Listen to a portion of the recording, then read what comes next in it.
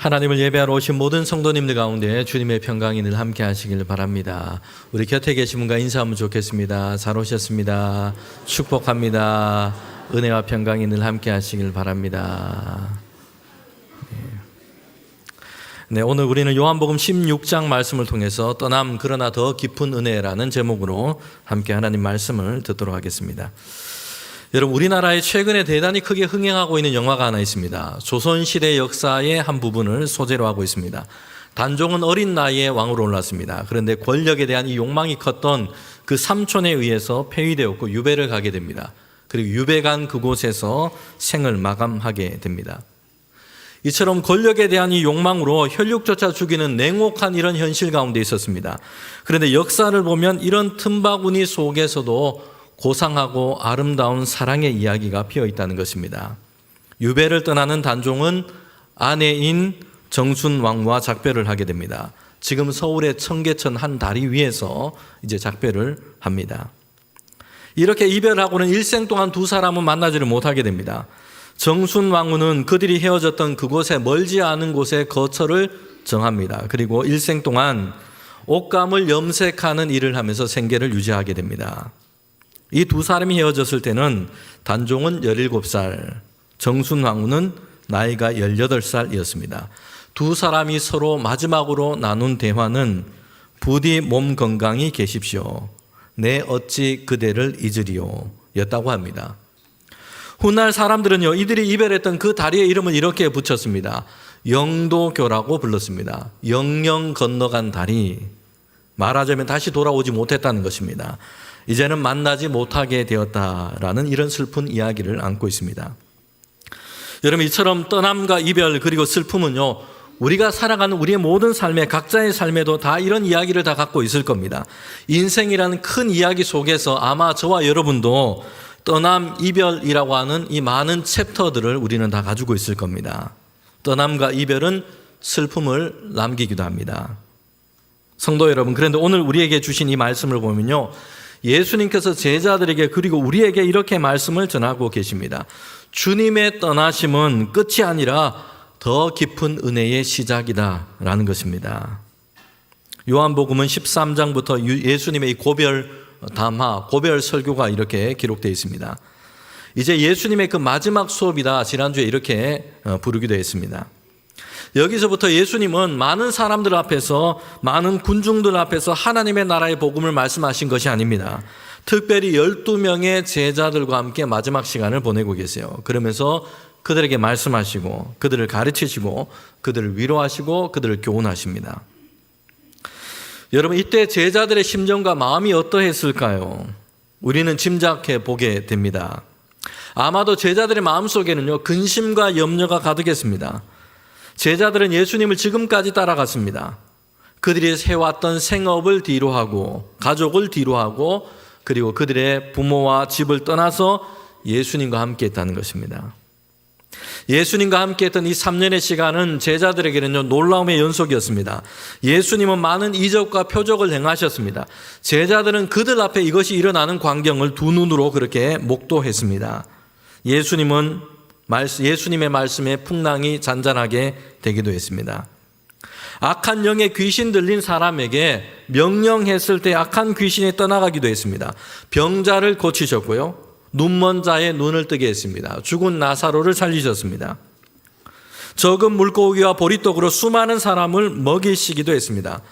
이런 예수님 주변에는요, 사람들이 막 몰려오기 시작했습니다. 심지어 어떤 이들은 예수님을 왕으로 삼고자 했습니다. 여러분, 이런 상황에서 제자들은요, 자신들이 예수님의 제자라는 것이 너무나 자랑스러웠습니다. 이렇게 제자들은 예수님과 함께 했던 이 시간들은요, 그들에게는 기적과 놀라움의 연속이었습니다. 주님과 함께 한다면, 주님이 우리와 함께 하신다면 부족할 것도 없고 두려울 것도 없다라는 이런 마음이 듭니다. 예수님을 열심히 따르면 유력하고 높은 지위와 권세도 얻지 않을까, 이런 기대도 제자들은 하고 있었습니다. 여러분, 그런데요, 이들의 모든 기대가 허물어지고 있다는 것이에요. 예수님은 고난과 죽음의 십자가의 그 길을 향해서 가고 계세요. 예수님은 제자들에게 말씀합니다. 내가 이제 너희를 떠나서 아버지 하나님께로 돌아갈 때가 되었다라고 말씀하세요. 제자들은 이제 그들 앞에 놓여있는 상황이 어떠한지를 점점점 더 분명하게 그렇게 알게 됩니다. 주님이 그들 곁을 떠나신다는 것입니다. 제자들의 심정은 복잡해집니다. 그들의 기대가 허물어졌다는 실망감이 듭니다. 예수님께서 떠나시고 이제는 함께 할 수 없다라는 이런 슬픈 마음이 듭니다. 그런데 제자들 마음속에 가장 큰 것은 두려움이었습니다. 근심이었다는 겁니다. 여러분, 제자들에게 예수님은요, 그냥 좋은 가르침을 주는, 수업 시간이 돼서 만나고 좋은 가르침을 듣고 헤어지는 이런 선생, 이런 교사의 존재가 아니었다는 것이요. 예수님은 제자들에게는요, 주님께서 그들의 인도자가 되십니다. 그들의 보호자가 되셨습니다. 그런데 이제 예수님께서 그들 곁을 떠나시게 되었다는 것입니다. 여러분, 그러니 제자들 마음속에는요, 근심이 듭니다. 두려운 마음이 생깁니다. 주님이 우리를 떠나신다면, 주님께서 우리 곁에 계시지 않는다면 이제 우리는 어떻게 해야 되느냐라는 이런 마음이 그들에게 듭니다. 여러분, 그런데 우리가 이 요한복음을 말씀을 읽다가 보면요, 우리에게 큰 위로가 되는 것은 예수님께서는 이런 제자들의 심정과 마음을 주님께서 잘 아셨다는 것입니다. 오늘 우리의 상황도 우리의 심정도 여러분 주님은 알고 계십니다. 주변 사람들은요, 잘 모를 때가 있습니다. 같이 사는 가족도, 그리고 남편도 아내도 나의 마음과 나의 처지를 잘 못 알아줄 때가 많습니다. 그래서 남편인데 남의 편처럼 여러분 느껴질 때도 많지 않습니까? 그래서 왜 이렇게 내 상황과 내 마음을 몰라주느냐 실망하기도 하고요. 때로는 이것 때문에 다투기도 하고 그렇게 싸우기도 합니다. 여러분, 그러나 누구라도 다른 사람이 내 마음을 다 알아주어야 하는데 라고 하는 것은요, 잘못된 기대일 가능성이 높습니다. 사람들은요, 자기 마음도 잘 모릅니다. 우리가 우리 자신도 잘 모르는데 다른 사람이 내 마음을 잘 알아주고 이렇게 해줄 것을 기대하는 것은요, 과도할 수가 있습니다. 그래도 헤아려 보려고 하고, 그래도 이해해 보려고 하고, 그래도 노력하고 있구나 라고 하면, 이 정도면 서로가 고마워하고 서로가 감사해야 할 것입니다. 여러분, 주님은요, 그런데 제자들의 마음을 알고 계십니다. 오늘 우리의 심정과 우리의 마음, 우리의 처지를 주님께서는 알고 계신다는 것입니다. 그래서 예수님은 그들 곁을 떠나게 되신다라는 것을 말씀하시고, 근심으로 가득한 이 제자들의 마음을 아시고는요, 이렇게 말씀하고 계세요. 요한복음 14장 1절 말씀입니다. 우리가 함께 읽겠습니다. 너희는 마음에 근심하지 말라. 또 나를 믿으라. 아멘. 제자들의 마음과 그들의 그 심령이 근심으로 가득하다는 것을 예수님께서는 알고 계시고요, 이렇게 말씀하고 계세요. 근심하지 말라. 하나님을 믿고 또 나를 믿으라. 너희를 위하시고 너희를 사랑하시는 주님을 믿으라라고 말씀하고 계십니다.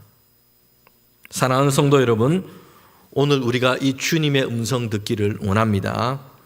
염려하고 근심하는 일이 수없이 우리 주변에도 있습니다. 그 마음 속에서 우리는 두려움과 근심이 생기기도 합니다. 이런 심정으로 오늘 예배 가운데 오신 우리 교우들도 많을 겁니다. 그러나 마음의 근심은 우리가 처해 있는 상황 때문만은 아닙니다. 인생의 상황과 문제에 압도되어서 여전히 우리의 삶을 붙드시고 계시는 그 하나님의 손길을 우리가 보지 못하고 있기 때문입니다. 주님께서는 우리를 향해서 말씀하세요. 마음에 근심하지 말고 내가 너를 위하니 나를 좀 믿으렴. 우리를 향한 예수님의 음성 듣기를 소망합니다. 사도 바울은 우리에게 이렇게 하나님의 말씀을 전하고 있습니다. 빌립보서 4장 6절에 7절에 보면요, 이렇게 말씀하고 있습니다. 아무것도 염려하지 말고 다만 모든 일에 기도와 간구로 너희 구할 것을 감사함으로 하나님께 아뢰라. 그리하면 모든 지각에 뛰어난 하나님의 평강이 그리스도 예수 안에서 너희 마음과 생각을 지키시리라. 아멘. 염려되고 근심될 만한 상황, 이런 일이 없다고 말씀하고 있지 않습니다. 많이 있습니다. 우리의 삶의 상황을 돌아봐도, 주변을 돌아봐도 그렇습니다. 염려하고 근심이 생기게 됩니다. 그런데 하나님은 우리에게 이렇게 말씀하고 계십니다. 염려하거나 근심하지 말고 우리의 태도의 전환을 요청하십니다. 모든 일에 예외 없이 기도와 간구하며 하나님께 아뢰라. 여러분, 염려와 근심은요, 그 문제를 붙들고 우리가 지금 어떻게 해보려고 지금 애를 쓰고 있는 것입니다. 그러나 기도는 하나님께 그것을 맡기는 것입니다. 하나님은 모든 지각에 뛰어나신 분이십니다. 우리의 상황과 우리의 처지를 알고 계십니다. 하나님은 우리에게 가장 좋고 선한 길이 무엇인지를 알고 계십니다. 하나님께 맡기면 하나님은 우리를 인도하여 주실 것입니다. 하나님께 모든 일을 기도로 맡기는 자에게는 하나님께로부터 오는 평강, 세상이 줄 수도 없고 알 수도 없는, 그 누구도 어떤 상황도 빼앗을 수 없는 그 평강을 우리에게 주실 줄 믿습니다. 여러분, 요한복음 16장 1절에 보면요, 주님께서 제자들에게 이렇게 말씀을 이어가고 계세요. 내가 이것을 너희에게 이름은 너희로 실족하지 않게 하려 함이다. 그러면서 제자들을 향해서 주님의 말씀이 이어지고 있는데, 그 말씀은요, 세상이 만만치 않을 것이다 라고 얘기하고 계세요. 16장 2절에 보면요, 이어서 주님은 이렇게 말씀합니다. 너희를 사람들이 유대교에서 출교할 것이고 유대인들의 그 모임에서 너희를 배척하게 될 것이다. 거기에만 그치지 않고 너희를 죽이려고 하는 이들도 생겨나게 될 것이다. 여러분, 그런데 이렇게 하는 것이, 사람들이 이렇게 하면서 이것이 하나님을 섬기고 하나님을 위한 일이라, 이런 잘못된 확신을 가지고 너희들에게 이렇게 박해하고 핍박할 것이다, 이렇게 말씀하고 있습니다. 예수님을 떠나시는 이 마당에, 지금 예수님께서 그들을 떠나시는, 제자들을 떠나시는 이 마당에 제자들에게 지금 예수님이 이렇게 말씀하고 계시다는 것이요. 그러나 주님은 제자들에게 지금 겁을 주려고, 더 두렵게 하고 더 근심하게 하려고 지금 이 말씀을 하고 계신 게 아닙니다. 예수님의 제자들이 세상 가운데 살아갈 때에 그들이 어떤 일을 마주하고 어떤 일을 만나게 될지를 주님이 말씀하고 계세요. 그리고 낙심하지 않도록 이 말씀을 하고 계시는 것입니다. 그들 앞에는 세상은 예수님께 속한 제자들을 환영하거나 야 너무나 좋다 이렇게 하고 이렇게 하지 않을 겁니다. 오히려 그들은 환난을 당하게 될 것입니다. 이것이 예수님께서 제자들에게 하신 말씀입니다. 그렇지 않아도 예수님께서 이제 떠나시면 어떻게 하냐 이런 마음이고요. 그러면 야 다 좋을 거야, 다 잘 될 거야, 다 괜찮을 거야, 다들 너희를 환영하고 다들 너희를 좋아할 거야, 어떤 어려움이나 어떤 힘든 일은 하나도 없을 거야, 이렇게 주님께서 말씀해 주신다면 제자들에게는 좀 안심이 될 것 같아요. 위로도 좀 될 것 같습니다. 그런데 예수님이 하신 말씀이 뭡니까? 그렇지 않을 것이다 라는 것이에요. 요한복음 15장 19절을 보면요, 세상이 예수님을 미워한 것처럼 너희가 예수 그리스도께 속해서 그렇게 살아간다면 세상이 너희를 미워할 것이다, 이렇게 말씀하고 있습니다. 세상이 자신의 죄악과 어둠이 드러나는 것을 싫어합니다. 예수님은 빛으로 이 땅에 오셨는데 사람들은 여전히 어둠을 더 좋아하고 있습니다. 그래서 예수님을 미워하게 된 겁니다. 이처럼 예수님께 속해서 세상을 살아간다면 세상이 예수님을 미워한 것처럼 너희들을 미워할 것이다, 이렇게 말씀하고 있습니다. 예수님을 박해한 것처럼 예수님께 속해 살아가는 일도 박해하고 미워하게 될 것이다. 이것을 이상하게 여기지 말라, 당연하게 여기라라고 말씀하고 있습니다. 여러분, 주님은요 제자들에게 이 사실을 먼저 말씀하고 계세요. 야, 다 좋을 거야, 다 괜찮을 거야, 어떤 어려움도 없고 다들 환영을 받고 영접받게 될 거야, 귀에 들리는 좋은 말로 이렇게 안심시키려고 하지 않으십니다. 이것은 사실이 아니기 때문입니다. 당장에는 위로가 될 수 있을지 모릅니다. 그러나 헛된 기대와 희망으로 위로하지 않으십니다. 이것은 신기루와도 같기 때문입니다. 오히려 더 큰 절망, 더 큰 실망을 안기고 말 겁니다. 제자들이 살아가야 할 삶의 현장은 결코 그렇지 않습니다. 어둠이 여전히 남아있는 세상 속에서 어둠에 속하지 않고 빛 대신 주님께 속해서 살아가려고 하면, 예수님을 따라서 살아가려고 한다면 환난을 당하게 될 겁니다. 반대를 만나게 될 것입니다. 예수님은 제자들에게 이 말씀을 하고 계세요. 그리고 이 말씀을 하시는 이유가 여기에 있습니다. 그들이 세상 가운데 나가서 이런 일을 만날 때, 이런 삶의 상황을 만날 때에 낙심하지 않도록 하기 위해서 주님께서는 먼저 이 말씀을 하십니다. 세상 속에서 예수님의 제자로, 예수님의 사람으로 그들은 살아가게 될 겁니다. 그러면 세상 가운데 살아가는 이 삶의 상황 때문에 실망하거나 낙담하지 않도록 이 말씀을 먼저 그들에게 알려주십니다. 왜 이런 일이 있느냐? 왜 이런 일을 만나느냐? 의아하게 여기지 말라라는 것이요.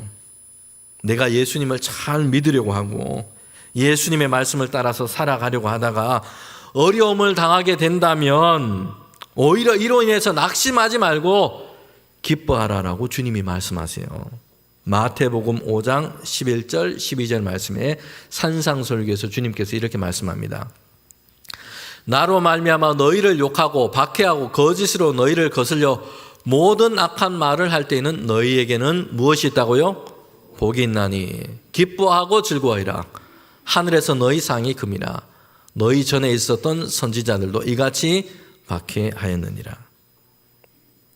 예수님의 이 말씀에는요, 분명한 기준이 있습니다. 예수님의 이름 때문에 예수님의 말씀을 따라서 살아가기 위해서 힘쓰다가 예수님을 주님으로 고백하는 이 믿음을 가지고 세상을 살아가기 때문에 예수님께 속한 사람으로 정의와 진리를 세워가려고 하다가 이것 때문에 당하는 핍박, 이것 때문에 당하는 고난이 있다면 기뻐해라. 믿음의 선진들도 이런 일을 당했다. 그러나 하나님께서 예비하신 하늘의 상급이 클 것이다 라고 말씀하고 있습니다. 예수님이 이제 제자들 곁에 계시지 않고 이제 아버지 하나님께로 가신다 라고 하십니다. 그래서 제자들에게는요, 근심이 많습니다. 그리고 그들에게 예수님께 속한 자들로 이제는 그들에게 남겨준 이 삶을 살아갈 때는, 세상 가운데 살아갈 때는 환난과 핍박과 어려움이 있을 것이다 말씀합니다. 이것도 근심이 됩니다. 여러분, 그런데요, 주님의 그 다음 말씀이 중요합니다. 예수님께서는 육신으로는 이제는 그들 곁에 계시지 않을 겁니다. 그들을 떠나가게 되십니다. 그러나 제자들은 결코 버려진 존재가 아닙니다. 혼자 남은 존재가 아니라는 것이에요. 여러분, 사람들을 두렵게 하고 힘들게 하는 것은요, 삶의 상황이 어렵기 때문에 힘들다, 이것만이 아닙니다. 거기에 더해서 우리를 더 어렵게 만드는 것은 나만 홀로 남았다, 함께하는 존재가 없다라는 이런 생각입니다. 철저한 외로움과 이 고독감에 사로잡힐 때 우리는 회복할 수 있는 그 힘조차 잃어버리고 주저앉게 됩니다. 성경에서 가장 위대한 선지자로 한 사람으로 우리에게 알려진 엘리야가 있습니다. 당시에는 이스라엘 역사 가운데 가장 어두웠던 시대였습니다. 바알과 아세라 우상 숭배를 했던 이 선지자와 제사장들이 이스라엘 땅을 활동 무대로 삼고 있습니다. 이런 시대에 엘리야가 하나님의 선지자로 그렇게 활동했습니다. 그들과 맞섰습니다. 갈멜산의 싸움이 아주 유명합니다. 바알과 아세라를 섬겼던 이방 선지자 850명이고요. 이에 반해서 엘리야는 한 사람이었습니다. 이 싸움에서 엘리야는요, 승리하게 됩니다. 하나님께서 참되신 하나님이시고 살아계신 하나님이심을 그들 앞에 보인 겁니다. 엘리야가 기도했을 때 3년 동안 계속되었던 그 가뭄을 끝내는 그 하나님께서는 비를 이 땅에, 그 땅 가운데 내려주셨습니다. 여러분, 그런데 그 다음에 어떤 일이 있었습니까? 이와 같은 승리로 이제는 세상이 바뀌고 변화될 것이라 이렇게 엘리야는 기대했습니다. 여러분, 그런데 엘리야에게 돌아온 것은요, 왕후 이세벨의 악독한 협박의 말이었습니다. 엘리야는요, 실망감에 사로잡히게 됩니다. 그리고 영적인 깊은 고독감에 빠지게 됩니다. 이것은 무서운 일입니다. 나만 홀로 남았다, 하나님께서 나만 이렇게 내버려 놓으셨다라는 생각이 듭니다. 여러분, 우리는 어떤 어려움을 우리가 만날 때가 있습니다. 실망스러운 삶의 상황을 만날 때가 있습니다. 그러나 이것이 우리에게 영적인 어둠, 고독으로 우리를 이끌어가지 않도록 우리는 주의해야 합니다. 나만 이렇게 되었다, 나만 홀로 남았다. 하나님도 그냥 나를 내버려 놓으셨다. 하나님의 관심과 돌보심 밖에 있는 존재로 생각해 버리는 겁니다. 그래서 낙심의 상태로 우리가 들어가 버리는 겁니다. 주님은 제자들에게 이렇게 말씀합니다. 요한복음 14장 8절부터 19절에 보면요, 18절에 보면 이렇게 말씀합니다. 내가 너희를 고아와 같이 버려두지 아니했다. 그리고 내가 다시 너희에게로 올 것이다. 제자들에게 말씀하고 계십니다. 내가 너희를 고아와 같이 내버려 둔 것이 아니다. 남겨진 존재, 보호자도 인도자도 잃어버린 이런 존재로 내버려진 존재로 내가 결코 너희들을 내버려 두지 아니했다 말씀하고 계십니다. 고아와 같이 버려두지 않겠다. 성도 여러분, 어려운 가운데 계십니까? 또 병고 가운데 있습니까? 또는 힘든 일 가운데 계십니까? 그래서 거기에 나만 홀로 남겨져 있다, 나만 홀로 던져져 있다, 이렇게 우리는 생각해서는 안 됩니다. 주님은 우리에게 말씀하십니다. 고아와 같이 내가 너를 내버려 두지 아니했다는 것이에요. 이사야서 43장 1절과 2절의 말씀에 이렇게 합니다. 야곱아, 너를 창조하신 여호와께서 지금 말씀하시느니라. 이스라엘아, 너를 지으신 이가 말씀하시느니라. 너는 두려워하지 말라. 왜 그렇습니까? 내가 너를 구속하였고 내가 너를 지명하여 불렀나니 너는 내 것이다. 너는 내 소유다 라고 말씀하세요. 그래서 물 가운데로 지날 때도 있고요, 불과 같은 가운데로 지날 때도 있습니다. 그러나 우리와 함께 하셔서 우리를 인도하십니다. 우리를 지키십니다. 주님은 제자들에게 육신으로 그들과 함께 하시지 않고 이제는 하나님께로 돌아가시게 됩니다. 그런데 그들 곁을 떠나는 것이, 예수님은 제자들에게 이렇게 말씀합니다. 이것이 너희에게 더 큰 유익이라 라고 말씀을 하십니다. 예수님의 고난과 죽음의 십자가는요, 제자들을 살리는 생명을 주시는 길이기 때문에 그들에게 유익입니다. 그들의 죄를 대신 담당하시고 하나님의 의를 이루십니다. 그들이 하나님의 은혜 앞으로 나아갈 수 있도록 하십니다. 그래서 그들에게 유익입니다. 이를 통해서 예수님께서는요, 제자들과 주의 성도들에게 약속하시고 이루실 놀라운 일이 있습니다. 제자들과 우리를 지배했던 죄와 어둠에서 벗어나게 하시고 이제는 우리와 제자들이 하나님의 영 성령이 우리 가운데 임하게 하시는 것입니다. 여러분, 하나님의 영이신 성령은요, 죄의 지배 아래 있는 이들에게 임하시지 않습니다. 죄가 그리스도의 보혈 안에서 다 처리되고 이제는 하나님의 은혜 앞에 선 자들에게 하나님의 영, 주의 성령을 하나님께서는 부어주시는 것입니다. 그리고 성령이 임하시면 성령 안에서 하나님의 권능을 받게 될 것입니다. 주의 영이 임하시면 너희가 권능을 받고 사도행전의 역사가 시작이 되는 겁니다. 나약하고 이제까지는 두려움 속에 있었습니다. 근심 가운데 있었습니다. 이제는 그들을 변화시키십니다. 세상을 두려워했고 준욱 가운데 들어있었습니다. 염려 가운데 사로잡혀 있었습니다. 이제 더 이상 이런 상태에 머물러 있지 않도록 하십니다. 성령이 임하시면 하나님이 주시는 권능을 입습니다. 하나님이 주시는 평강이 우리를 채우십니다. 우리를 이끌어 가십니다. 여러분, 그래서 주님은요, 육신으로는 이제는 더 이상 그들 가운데 계시지 않습니다. 십자가를 지십니다. 부활하시고 하나님 우편으로 오르십니다. 그러나 제자들은 내버려진 존재가 아닙니다. 하나님의 영, 성령이 이제는 그들 가운데 오시는 것입니다. 예수님은 이것이 제자들에게 유익이다라고 말씀하세요. 요한복음 16장 7절 말씀에 보면요, 내가 너희에게 실상을 말하노니 내가 떠나가는 것이 너희에게 유익이라. 내가 떠나가지 아니하면 보혜사가 너희에게 오지 아니할 것이고 내가 가면 내가 그를 너희에게요 보내리니. 아멘. 주님께서 하나님의 영 성령을 우리 가운데 오시도록 하신다는 것이요. 성령에 대해서 이렇게 말씀하고 있습니다. 보혜사라고 얘기합니다. 파라클레토스라는 헬라어 원어를 쓰고 있습니다. 곁에 있도록 보내지신 분, 곁에 있으면서 돕기 위해 보내지신 분이라고 말씀하고 있습니다. 우리말로는 이게 한자어로 보혜사라고 이렇게 번역했습니다. 성령께서 우리 가운데 오셔서 어떤 일을 행하시는지 아주 잘 설명하고 있습니다. 보호라고 하는 이 단어는요, 지키시는 분, 보호하시는 분이 성령이심을 우리에게 말씀합니다. 해라고 하는 것은요, 은혜를 베풀어 주시는 분, 그리스도 안에 있는 그 은혜를 보게 하시는 분이십니다. 사라고 하는 것은요, 진리를 가르쳐 주시는 분, 진리를 깨닫게 하시는 분이 성령이십니다. 여러분, 성령께서는요, 제자들에게 오늘 우리에게 오셔서 요한복음 16장 8절의 말씀처럼 세상에 대해서 죄에 대하여, 의에 대하여, 심판에 대하여 세상을 책망하시고 우리를 깨닫게 하십니다.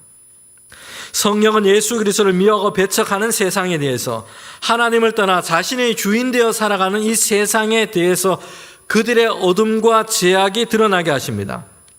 제자들을 진리의 말씀으로 붙들고 진리의 말씀을 깨닫게 하십니다. 믿음 안에 살아갈 수 있도록 그들을 도우시는 분이십니다. 성령은 죄를 깨닫게 하십니다.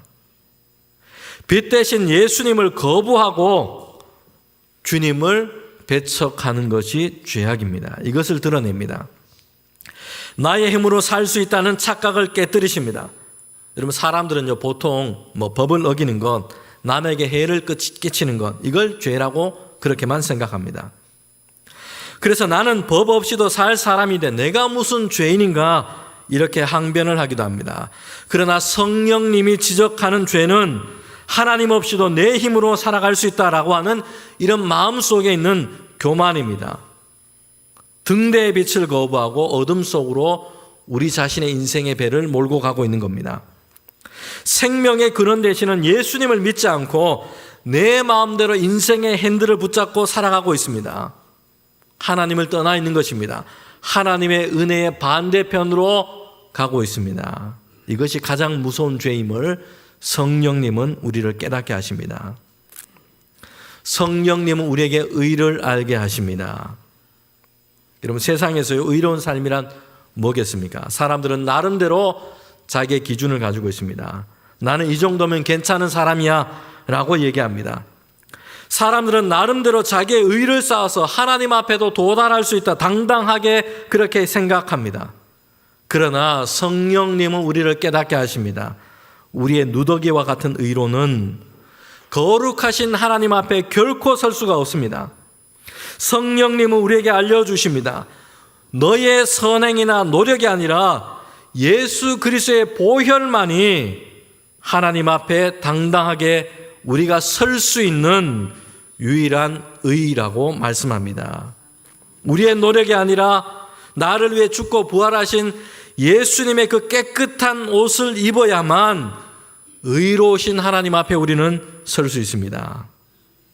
성령님은 우리가 우리의 스스로의 부족함을 보고 자책할 때에 예수 그리스도 안에 있는 그 은혜를 보게 하십니다.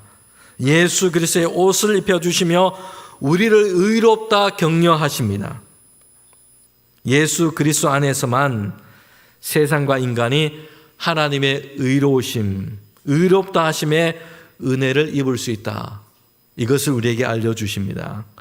성령님은 우리에게 심판을 보게 하십니다. 여러분, 우리가 세상을 살다 보면요, 악한 자가 승리하고 진실된 자가 고난받고 있는 것처럼 보일 때가 많습니다. 그래서 우리는 두렵습니다. 우리에게 이런 의문이 듭니다.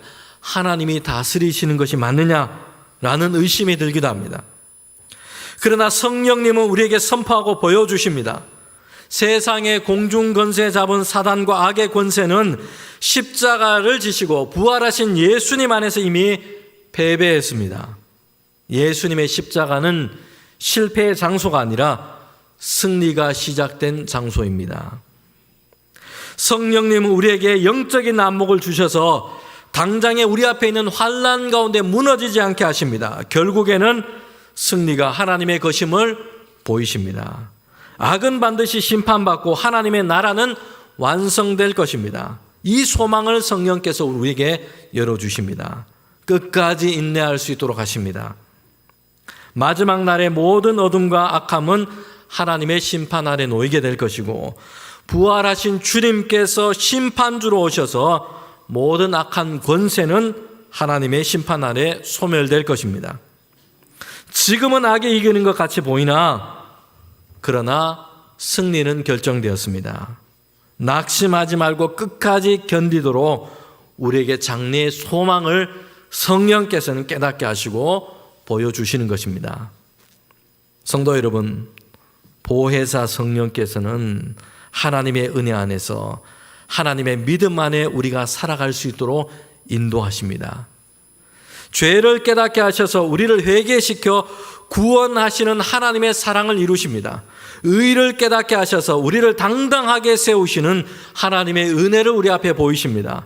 심판을 깨닫게 하셔서 최후 승리를 믿고 담대하게 살게 하시는 하나님의 격려와 소망을 우리에게 열어주십니다.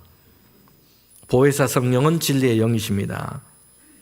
16장 13절에 보면 진리의 영이 오셔서 제자들에게 진리의 말씀으로 인도하시고 그리고 그들을 인도하십니다. 장래 일을 그들에게 소망 가운데 알려주십니다. 여러분, 제자들은요, 예수님과 함께 했지만 예수님께서 그들에게 주신 말씀을 깨닫지 못할 때가 많았습니다. 그러나 진리의 영이 이제 그들 가운데 오시면 주님께서 그들에게 하신 말씀을 깨닫게 될 것입니다. 알게 될 것입니다. 주님이 약속하신 그 장래 일을 그들은 보게 될 것입니다. 주님이 비록 십자가를 지시고 죽음으로 끝나는 것이 아니라 부활하시고 하나님의 권능 안에서 영광을 받게 될 것을 그들은 보게 될 것입니다. 성령은 제자들이 박해와 어려움이 있는 현실에 매이지 않게 하고 장래에 하나님이 약속하신 그 소망을 보게 하십니다. 이로 인해서 능력과 위로를 얻게 하십니다. 성령이 오셔서 제자들에게 하신 일을 14절에 보면요, 이렇게 말씀하고 있습니다. 그가 내 영광을, 주님이 얻으실 그 영광을 나타내리라. 너희에게 이것을 알릴 것이다 말씀하세요. 성령님은 우리 개인의 위로에만 머물지 않습니다. 우리를 통해서 예수 그리스도의 영광을 보게 하시고요, 그 영광을 세상 가운데 드러내게 하십니다. 제자들은 성령의 충만함을 받고 성령이 이제 그들 안에 계셔서 그들 가운데 역사할 때에 비로소 제자들은 세상 가운데 부활하신 예수님의 증인이 되었습니다. 세상을 변화시키는 예수님의 이 복음의 증인이 되었던 것입니다. 성도 여러분, 주님은 제자들을 홀로 내버려 두시는 분이 아니십니다. 그들 가운데 하나님께로부터 성령을 보내십니다. 하나님의 영이신 성령 안에 살아가도록 하십니다. 이로써 더 깊은 은혜를 그들 가운데 시작하시고 열어주십니다. 세상의 현실 속에서 지치고 어려울 때가 있습니다. 믿음으로 살려고 애썼는데 삶의 현실 가운데 만나는 이런 고단함 때문에 실망한 마음이 들 때도 있습니다. 예수님을 참되게 믿고 주님의 말씀을 따라 살아가려고 했지만 아무도 나를 이해해 주지 못하는 것처럼 느낄 때가 있습니다. 그러나 기억하십시오. 하나님께서는 보혜사 성령을 우리에게 보이셨고 성령 안에서 더 깊은 은혜로 우리를 이끄십니다. 근심하거나 두려워하지 마십시오. 성령께서 세상 가운데서도 참된 믿음을 가지고 살아갈 수 있도록 우리에게 권능을 주십니다. 진리의 영이신 성령께서 우리가 가야 할 길을 가르쳐 주십니다. 성령께서 우리에게 세상을 이길 지혜를 주십니다. 믿음의 담대함을 허락하십니다. 우리가 예수 그리스도의 완전한 의와 은혜로 나아갈 수 있도록 우리를 인도하십니다. 그리고 우리가 고난 너머에 있는 하나님의 영광을 보도록 성령께서 우리의 눈을 열어주십니다. 여러분, 주님께서는 떠나신 것이 아니라 더 가까이 오셨습니다. 눈에 보이는 예수님은 떠나셨지만 이제는 성령으로 우리 안에 오셨습니다. 떠남이 끝이 아니라 더 깊은 은혜의 시작이었습니다. 이번 한 주간 우리 곁에 오셨고 우리 가운데 오셨고 우리 곁에 계신 성령님을 의지함으로 더 깊은 은혜의 자리에 나아가는 저와 여러분 우리 모든 성도들 되시기를 주님의 이름으로 축원합니다. 함께 기도드리겠습니다.